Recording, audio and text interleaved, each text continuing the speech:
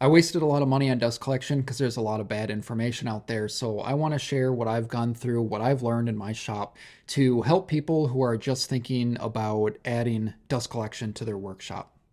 Now, keep in mind here, everything I'm going to say is my own personal opinion based on my experience. I'm not going to tell you what you have to do for health or safety reasons. That's up to you to decide. But anyway, when I talk about dust collection, I like to break it into three different categories. One, breathable air. Two, tool functionality. And three, clean workspace.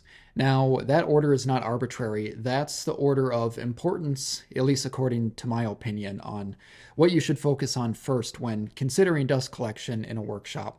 Starting with number one, breathable air. What I'm talking about there is just health. So, not breathing in a bunch of fine sawdust particles. Now, if you're someone who doesn't care about breathing in sawdust, I guess just hang tight for the rest of my video because you'll still learn something later.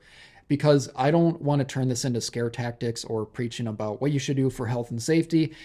Be an adult, it's up to you to decide. But anyway, for people who do care about breathable air, there's a couple products I would look at here.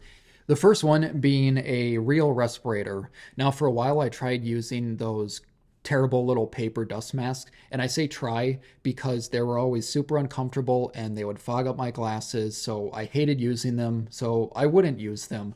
But with a real respirator, these are designed for people actually doing professions for 8 hours a day. So they're designed to be more efficient, more comfortable, the whole shebang. So I got a real respirator and it's far more comfortable to wear. I don't feel like my breathing is restricted at all. And you have all sorts of different filters you can buy. So you can buy a filter that's effectively filtering out any of the tiniest particles.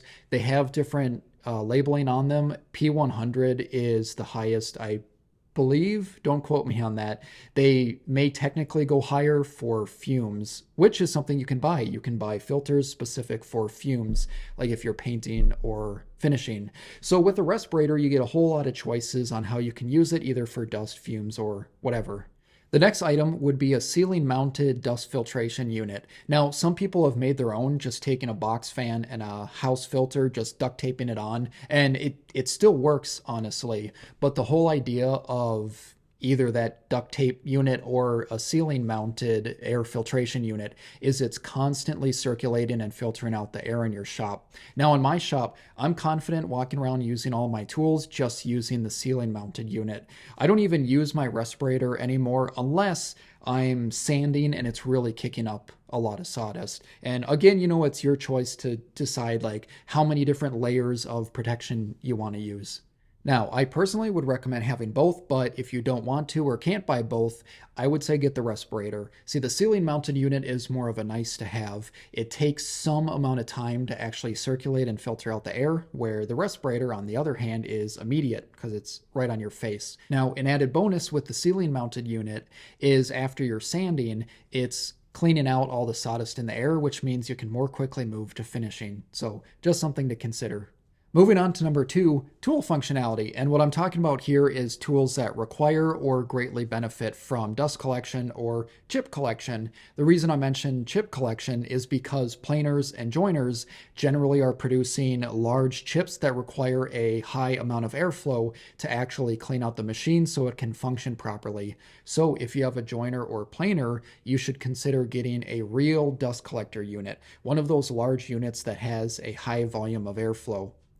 Now, a mistake I made was thinking I could use my dust collector to collect sawdust on everything in my shop, running PVC pipes all over the place and then collecting sawdust from all my tools. That turned out to be a huge mistake because dust collectors specialize at moving high volumes of air in larger pipes.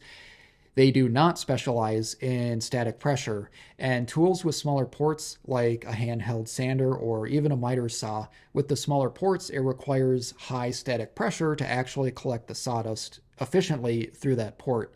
So when you need static pressure, you need something like a shop vac or dust extractor. Now, the difference between a shop vac and dust extractor usually is the features that comes with them. A dust extractor is better at processing sawdust, so a dust extractor sometimes will have auto filter cleaning, so you can use it more often without the filter just clogging up immediately and becoming useless like shop vacs typically do. But something to think about here is you can buy shop vacs nowadays with filter bags, and the filter bags do a great job at collecting all of the sawdust before it reaches your main filter, which makes it so it's not clogging up immediately. I'm sure everyone's experienced that if you've tried using a shop vac with a tool making sawdust.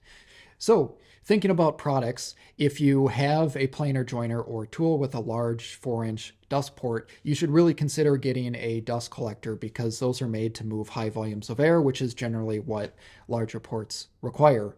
But if you have smaller tools, handheld tools or a miter saw that have smaller ports, seriously consider getting a dust extractor or shop vac with filter bags. Something else you can consider here is adding a chip separator to your shop vac or dust extractor, and that does a really great job at collecting most of the bulk. But I would still say, get a dust extractor or filter bags for your shop vac on the other side, just so the filter isn't getting clogged up immediately with all of the fine particles.